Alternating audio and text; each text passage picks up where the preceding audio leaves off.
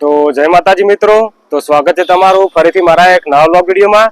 તો આજે આપણે જઈ રહ્યા છીએ દશામાના મેળામાં અને દશામાના મંદિરે। તો વિડીયોમાં ખૂબ જ મજા આવવાની છે, તો વિડીયોની અંત સુધી બનેલા રહેજો। અને ત્યાં આપણે જઈને જોઈશું કે કેટલી વસ્તી છે અને મેળો કેવો બંધાનો છે। અને જો વિડીયોમાં નવા હોય તો વિડીયોને લાઈક કરી દેજો, શેર કરી દેજો અને ચેનલને સબસ્ક્રાઈબ કરી દેજો।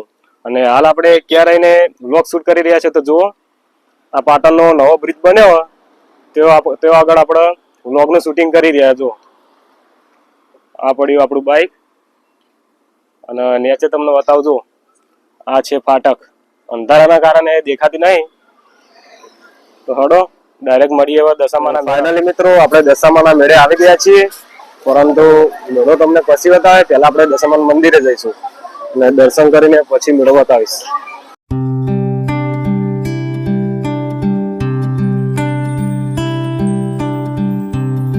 તો આ છે દશામાનો મેળો અને આ મકા આવેલું છે દશામાનું મંદિર। તો પહેલા આપણે દશામાના મંદિરે દર્શન કરીશું અને પછી આ મેળાની અંદર ફરવા આવીશું।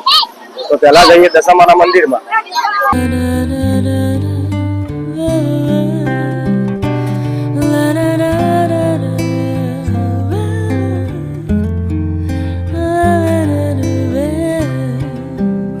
તો આપણે અંદર આવી ગયા છીએ અને આ છે દશામાનું મંદિર।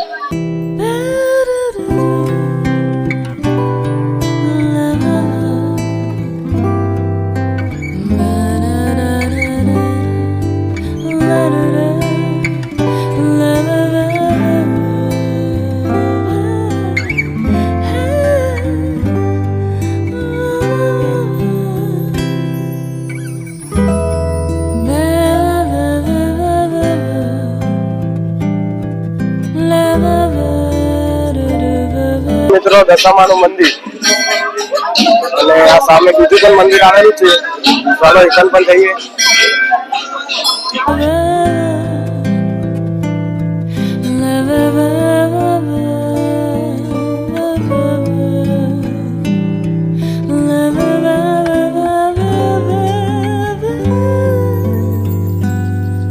તો આ છે મિત્રો આપણું બીજું મંદિર।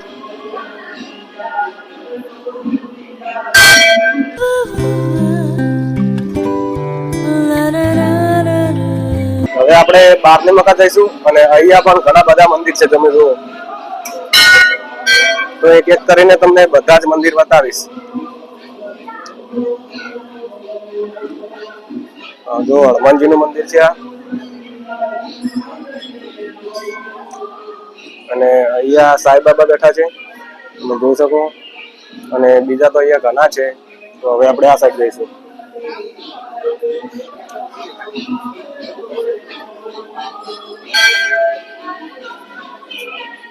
જો નાના નાના મંદિરોમાં સારા એવા શણગાર કરવામાં આવ્યા છે, ઘણા બધા મંદિર છે, આવા તમે જોઈ શકો છો। અને પબ્લિક પણ એટલી ઘણી બધી આવી ગઈ છે અને છેલ્લા દિવસે તો એટલી બધી પબ્લિક હોય છે ને મિત્રો, તે વાત જ છોડો। આ છે શ્રી પુરુષોત્તમ ભગવાન, તમે જોઈ શકો છો।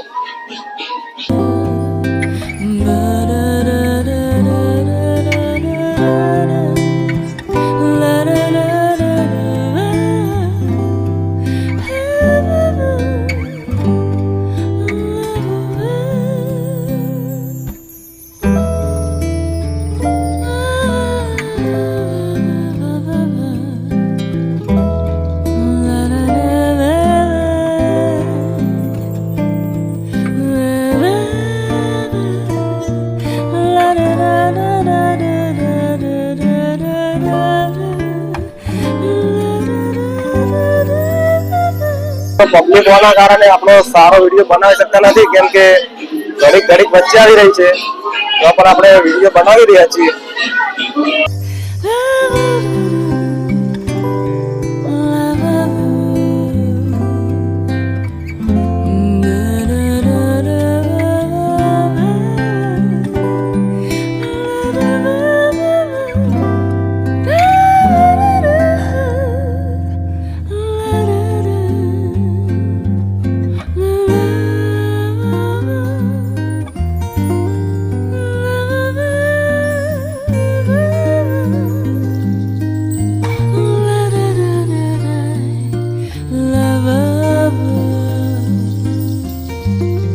મિત્રો આપણે દશામા મંદિરે દર્શન કરી લીધા છે.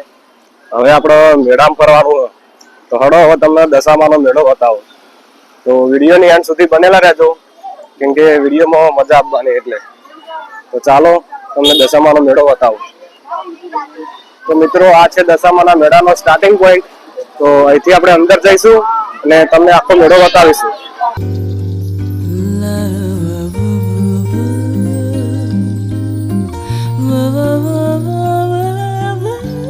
તો નાના છોકરા માટે અહીંયા રાઈડો ઘણી બધી છે અને મોટા માટે થોડી ઓછી, કેમ કે અહીંયા જગ્યાનો થોડો પ્રોબ્લેમ, એના કારણે અહીંયા રાઈડો થોડી ઓછી આવે. જો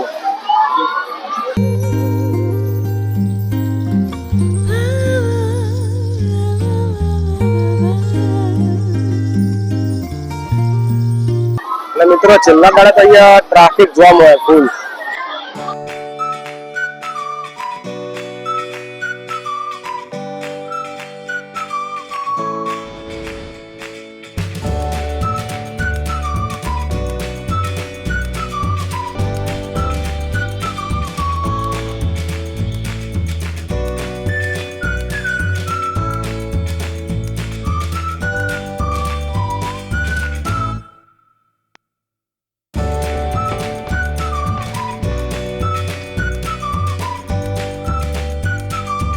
મિત્રો આ બધી રાઈડોમાં તમારી ફેવરેટ રાઈડ કઈ છે એ કહેજો.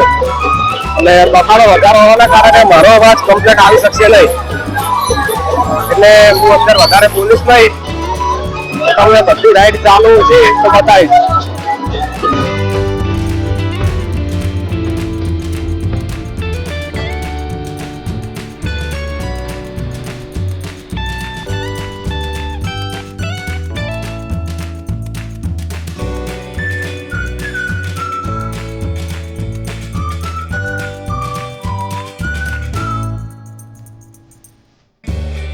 મિત્રો આ બ્રેક ડાન્સ બીજી પેલા ચાલુ થઈ ગયો, પણ હજી આયરી રાઈડ ચાલુ નથી. આ રાઈડ તમને દેખાડવા માટે હું ચાલવા માટે જઈ રહ્યો છું, એટલે ભાઈ ચાલુ જ નહીં કરતો. છેલ્લા દિવસે જલ્દી પેલી રાઈડ ચાલતા, પણ અત્યારે વસ્તી થોડી ઓછી ને એના કારણે જલ્દી ચાલુ કરતા નથી.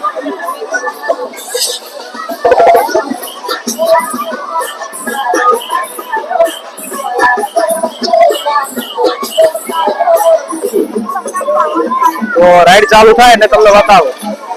બરોબર, જો હવા ચાલુ કરી થોડી થોડી.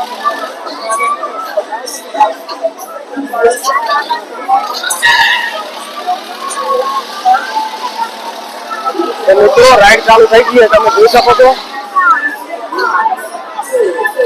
અને મિત્રો કાલે હું આ રાઈડ ટેસ્ટ કરું, એટલે કે અંદર બેસું, તો તમારી કોમેન્ટ આવશે તો આપણે ટ્રાય કરીશું. ઓકે, તો જલ્દી બધા કોમેન્ટ કરી દે. વિડીયો ન હોય તો વિડીયોને લાઈક કરી દો, ચેનલને સબસ્ક્રાઈબ કરી દો.